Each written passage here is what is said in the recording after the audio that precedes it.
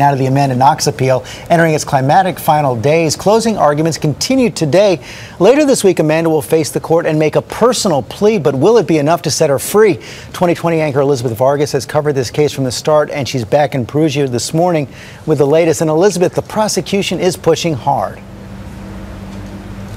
It is, George. It's day 3 of closing arguments and already high drama in the court this morning. One of the lawyers in the civil case against Amanda Knox got up in court and called her, and I'm quoting now, a sex-loving she-devil. He went on to accuse her of taking part in satanic rituals. This after one of the prosecutors over the weekend likened the entire Knox family to Nazi propagandists. Amanda's mother and sister left the court this morning in protest of such strong language. Looking tense, Amanda Knox entered the court this morning acutely aware that her life hangs in the balance. This weekend, prosecutors asked the jury to lengthen her sentence to life behind bars.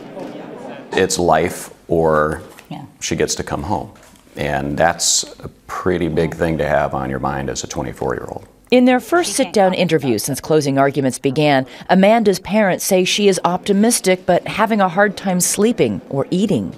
We've talked about the fact that she looks quite thin, more somber, more serious than I've ever seen her look.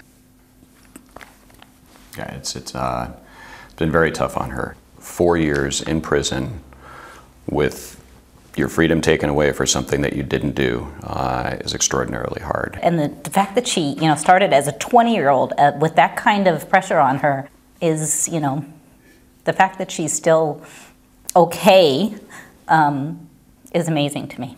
During its closing arguments, prosecutors passionately defended their theory that Knox's roommate, Meredith Kircher, was brutally murdered by Knox, her former boyfriend, Raffaele Sollecito, and a third person convicted, a local drifter, Rudy Gaudet. Prosecutors attacked an independent DNA review by 2 court-appointed experts who found that DNA on 2 key pieces of evidence, a knife and a bra clasp, were inconclusive and likely contaminated. It is the experts' report that has given the family new hope. How optimistic are you? I'm super optimistic. I don't think you're going to be going home with her in a week? I don't think I've smiled as much as I have in Italy since this whole started. But DEANNA Knox says her older sister has no idea how much her case has polarized opinion. The tiny, tiny bit that she sees is when she walks into court. She doesn't see where our family's walking down the street and you get those looks. What kind of looks? Either sympathy or total disgust. Disgust, really? I have had someone spit on me.